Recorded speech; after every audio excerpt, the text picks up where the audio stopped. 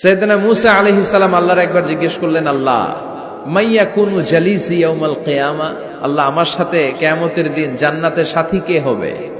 আল্লাহ বললেন, জালিসুকা ফিল জান্নাতি জাজ্জার, তোমার সাথী হবে কিয়ামতের দিন বিচার শেষে জান্নাতে যখন ঢুকবা তোমার সাথী হবে একজন কসাই।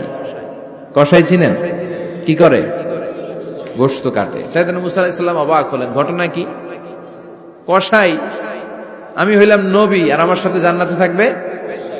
হাউ কাম ইটস পসিবল, এটা কিভাবে সম্ভব? আল্লাহ বললেন, নিজেই দেখে আসো এটা কেমন কসাই।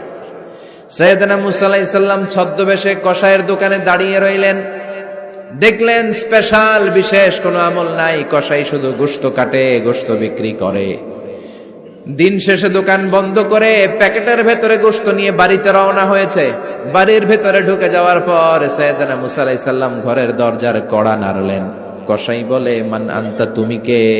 মূসা আলাইহিস সালাম বললেন, আনা মুসাফির, আমি মুসাফির, থাকার জায়গা নেই, আপনি যদি থাকার জায়গা দেন আপনার বাড়িতে থাকবো। কসাই বলে, আসেন। সাইয়েদনা মূসা আলাইহিস সালাম ঢুকলেন। কসাই বলে, এই ঘরে একটু থাকেন, ওই ঘরে আমার একটু কাজ আছে।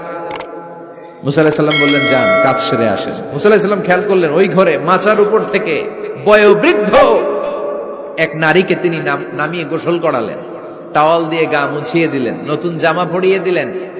এরপর দোকান থেকে আনা সুন্দর গোশতের টুকরাটারে নিজ হাতে কেটে রান্না করলেন, তারপর রুটি বানালেন আর গোশত